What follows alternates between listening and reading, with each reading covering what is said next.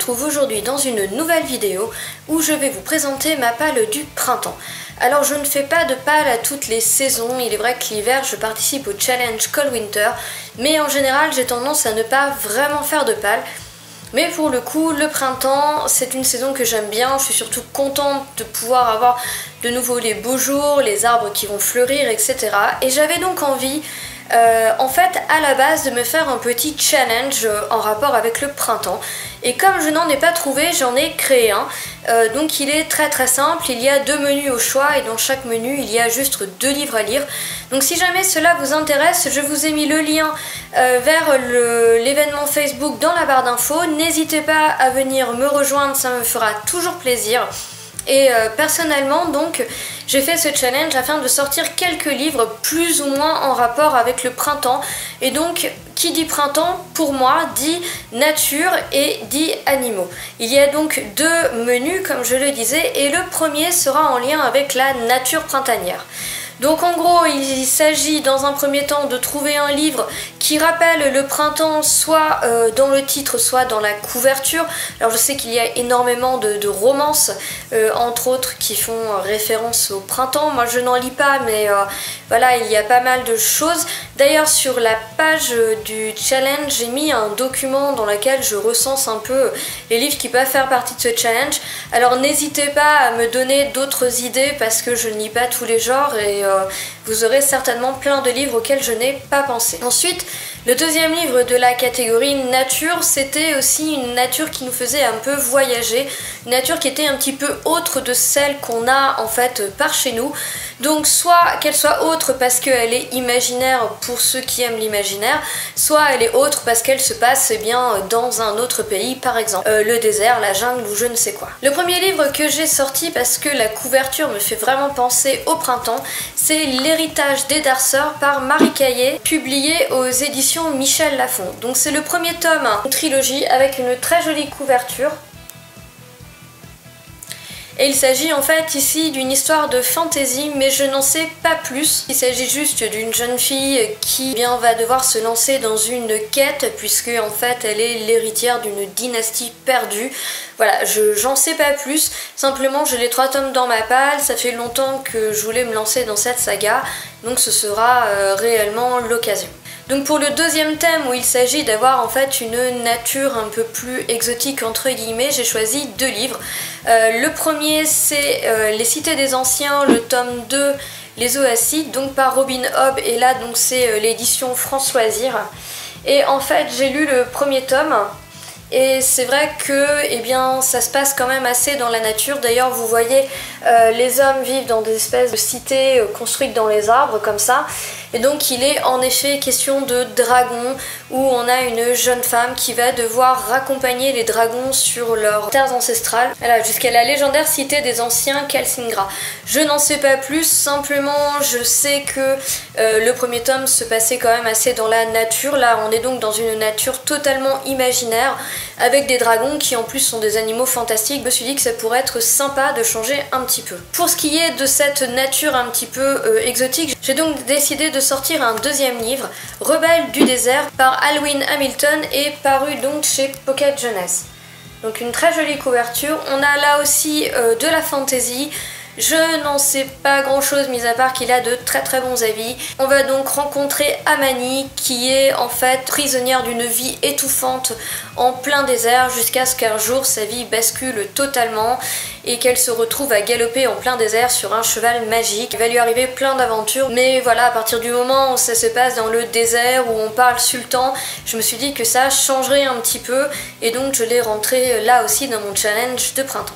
Ensuite, le deuxième menu pour ce challenge vous propose en fait plutôt un thème sur les animaux, puisque en effet pour moi aussi le printemps c'est la nature et la nature pour moi c'est aussi les animaux. Et donc c'est l'occasion de pouvoir sortir des livres en rapport avec eux, que ces animaux soient réels ou que ces animaux soient fantastiques, peu importe. Donc en fait le premier thème c'est de mettre en avant une histoire qui met en scène la tendresse ou l'amitié animale, qu'il s'agisse d'une amitié animal-animal ou animal-humain.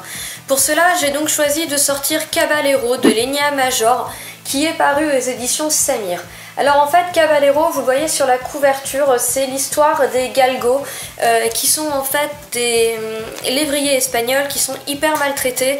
Je vous en reparlerai plus quand je vous ferai le point lecture pour ce livre. Mais en effet, ce sont des lévriers qui sont assez maltraités en Espagne.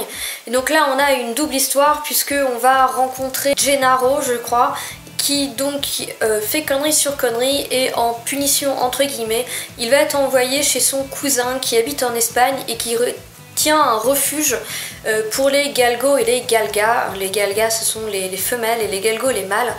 Et donc on va avoir une histoire de reconstruction humaine pour ce jeune adolescent, mais aussi de relations d'amitié entre les galgos et ce jeune homme. J'en sais pas beaucoup plus, simplement ici il y a vraiment en avant le thème de l'amitié, de l'animal, de la tendresse, de la protection. On est en plein dedans et je pense, vu que l'auteur est une amoureuse de ces chiens-là, est une amoureuse des animaux de toutes les manières en général, je pense que ce livre va être très émouvant. Je vous en dirai plus donc sur mon point lecture, mais j'en attends énormément. J'ai ensuite sorti un deuxième livre totalement différent où là aussi nous avons une très belle relation d'amitié entre un animal et une humaine entre guillemets. Je dis entre guillemets puisque nous sommes dans de la fantasy. J'ai donc choisi de sortir le deuxième tome des chroniques de Sea West qui s'appelle Le lion à la langue fourchue et qui est écrit par Liz Steven et paru aux éditions Guriez. Je vous laisse dans un premier temps admirer cette magnifique couverture. Je ne peux donc pas trop vous raconter de quoi cela parle, c'est une duologie, donc là c'est le deuxième tome, j'aurai donc fini cette saga. J'ai beaucoup aimé le premier tome, mais voilà, je ne vais pas vous parler du deuxième pour ne pas vous spoiler, simplement vous allez rencontrer Sea West qui est surnommée la guerrière fantôme et qui a certaines particularités. Et donc ici elle va vivre énormément d'aventures comme dans toutes les sagas de fantasy. La particularité de ce livre c'est qu'elle va être assistée entre guillemets de Tajal. Tajal c'est un tigre aux capacités extraordinaires. Déjà il est capable de parler et il y a donc une superbe relation d'amitié, connexion entre ces deux personnages qui est assez extraordinaire. Et donc eh bien il va aussi, même si c'est de la fantasy, tout à fait rentrer dans le thème de la relation d'amitié animal-humain. Et en tout cas, pour faire une petite parenthèse, si vous ne l'avez pas encore lu, c'est une duologie que je vous conseille réellement si vous aimez la fantasy parce qu'elle sort vraiment des sentiers battus. Il y a énormément de créatures qui sortent tout droit de l'imagination de Liz Steven. On sort de ce qu'on a l'habitude de voir et sincèrement ça fait du bien. C'est extrêmement bien écrit, la plume est magnifique. Donc voilà, si vous êtes amateur de fantasy, n'hésitez pas à vous lancer dans les chroniques de Sea West. Ensuite, le deuxième livre à sortir pour le thème des animaux, c'est de lire un livre où l'animal va être le héros, que cet animal soit en fait magique ou qu'il soit réel, c'est-à-dire que ça peut être un chien ou un chat tout à fait ordinaire, mais aussi tout à fait les métamorphes par exemple, pour ceux qui sont un peu à court d'idées. Et d'ailleurs c'est plus ou moins ce que j'ai fait parce que ici j'ai sorti un livre où il n'y a pas réellement de métamorphes, mais on a quand même affaire à des personnages qui sont mi-homme, mi-bête. J'ai donc choisi de sortir le premier livre de Zoanthrope, La Métamorphose, écrit par Mathias Rouage et paru chez Scrinéo. Donc c'est sorti déjà il y a un moment. On va donc ici rencontrer le personnage de Sheena qui vit dans un monde futuriste où en fait il y a des créatures hybrides qui sont donc mi-homme, mi-bête et qui sont traquées par les humains. En fait, je n'en sais pas beaucoup plus, mais a priori, les jeunes, peut-être quand ils ont 18 ou 20 ans, je n'en sais rien, a priori, ils doivent passer des tests, et si les tests se révèlent positifs et qu'en fait ils sont hybrides, eh bien ils sont mis à mort, et donc je suppose que Sheena fait partie d'entre eux. Donc voilà, j'ai enfin choisi un dernier livre qui, je pense, va en fin de compte rentrer pour les deux livres du thème des animaux, parce que je pense, mais je l'ai pas lu, mais je pense que l'animal en lui-même aura une part importante, sera un personnage à part entière, mais il y aura aussi une très très belle relation entre cet animal et l'humain. Donc en fait je vais lire le premier tome de La fille aux licornes, et j'ai pas fait attention, mais c'est aussi Lénia Major qui a écrit ce livre. Donc en fait pour ce challenge de printemps je vais sortir deux livres d'elle complètement différents, mais c'est très bien, vu que je n'avais encore jamais lu sa plume, ça va vraiment être l'occasion.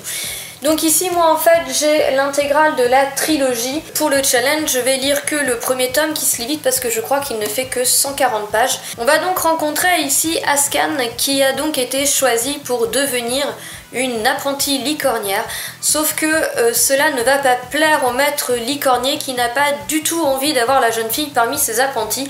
Je ne sais pas pourquoi, mais en tout cas c'est ainsi. Tout ce que je sais c'est que Ascan va sauver une licorne sauvage, va se lier d'amitié avec elle et je ne sais pour quelle raison.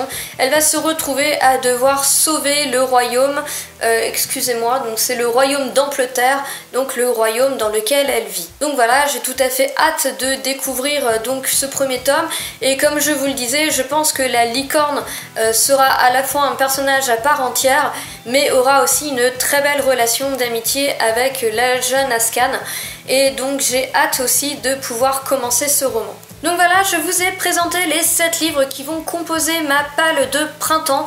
Donc 7 livres en relation avec la nature, en relation avec les animaux, même si cela se fait beaucoup dans le fantastique, dans l'imaginaire.